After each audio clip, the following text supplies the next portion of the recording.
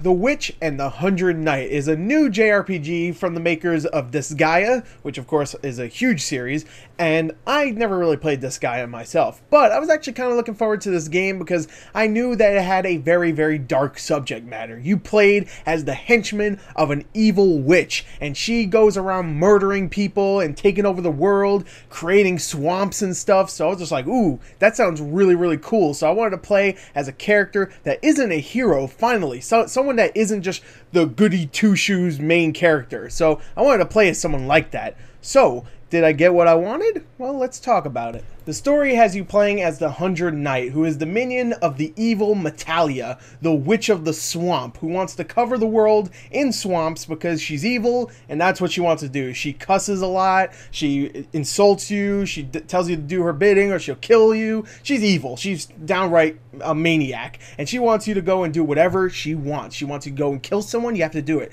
She wants you to go cover a certain place in swamp, you have to go do it. I did enjoy the story, especially all of the dark subject matter and humor in the game. I'm kind of insane myself, so I appreciated that type of humor, you know?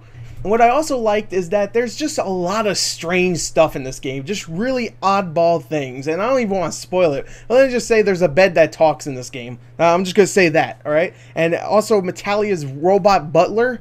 Like, there's just stuff like that I found to be very creative and just insane that I really enjoyed. Again, I'm insane myself, so hey, you know, it's cool. But while I did enjoy the story, I have one complaint, and that is the pacing. At times, the pacing just slows to a crawl, and I mean, oh god, it slows down. You can play a 20-minute mission and be done with that, and then guess what? Right after that is a 20-minute segment where all you do is press the X button to get to the next piece of dialogue, and it's 20 minutes of just listening to these characters talk about, you know, just stuff. And I mean, sure, some of it's well done and the writing's not too bad, even though some of it's kind of childish at times, especially with Metalia's character, where she just throws out curse words every 5 seconds. But I felt that it was just slow, and there shouldn't have been 20 minutes of dialogue every time you're done with a mission. Sometimes the dialogue is longer than the missions themselves, which is bad. It really is. But besides that, I did find the story to be refreshing, like I said, and I really like the voice acting too. I should mention that the voice acting in this game, you could tell everybody was having a good time with what they had to do. They did a good job, especially the girl that voices Metalia. I thought she was really good.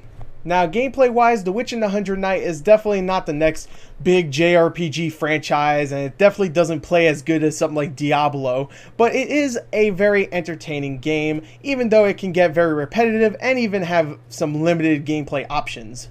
The game is broken up into levels, so if you're expecting this to be an open world game, it semi-is. It's kind of open world, meaning that when you beat a certain level, you can actually go back and explore that level whenever you want. You can go and, of course, grind and get loot that you missed the first time. So it is kind of open world, but not technically. It's not really. It's semi-open world. But anyway, you go through each level, and of course you defeat dozens of enemies. You start leveling up your character. You can even level up your weapons that you have. You find loot. You find little secret areas. You can even go to little towns, and while you're in towns, you can actually raid people's houses and acquire loot that way, which was actually kind of a neat little feature. Hell, there's even kind of a morale system with the raiding, because you can either raid a house or you can actually visit the house.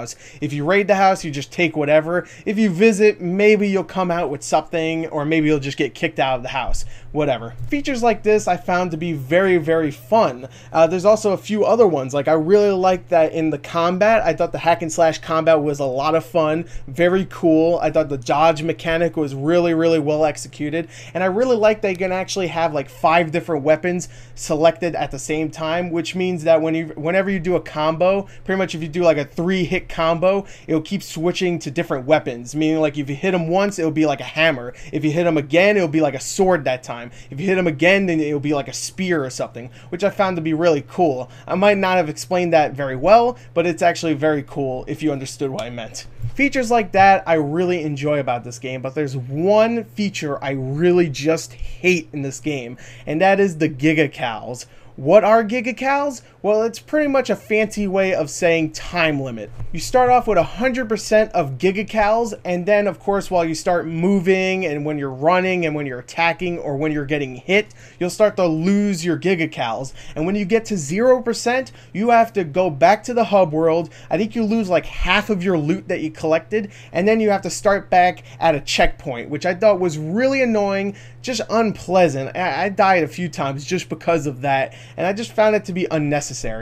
Especially since the combat itself is a lot of fun. It's very rewarding, it feels pretty damn good when you're killing enemies, and I really like that you get a lot of loot, and you also get, of course, experience, which is typical for an RPG, I know that, but still, I love getting experience, I love having fun with an RPG, and sure, there are times where the hacking and slashing can get kind of mind-numbing, but still, I had a good time for the most part. I also love that combination thing where you can actually set 5 different weapons and it'll actually keep using different weapons to attack. I thought that was a really cool little feature. And I even like the small things like the rating feature and even some of the abilities that you can use during the gameplay. Sure, some of them aren't really needed, but I still thought it was kind of cool that they added them.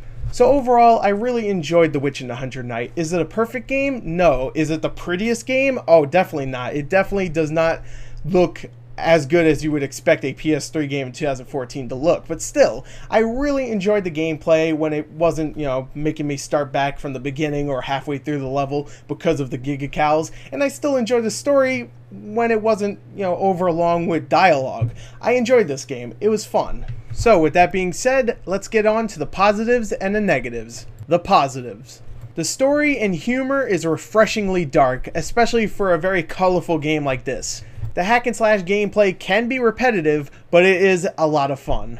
And there are a ton of unique gameplay features, especially one of my favorites, of course, being the 5 combo weapon thing that you can do. I don't even know what it's called, and I'm having a hard time explaining it, but I really like that one. The negatives. The graphics are definitely subpar. The pacing and writing is uneven. And the gigacals feature is a bane to my existence. I hate the gigacals feature. I'm sorry, I do. And there you go, there's my review for The Witcher and the Hundred Knight. I hope you enjoyed it, and hey, if you are looking for a brand new RPG that tied you over until the next big RPG, then try this game out. Maybe wait until it's around $20, maybe $30, but hey, if you're a big fan of Disgaea as a series, then you might enjoy this game. So there you go, there's my review, I hope you enjoyed it, thank you, and goodbye.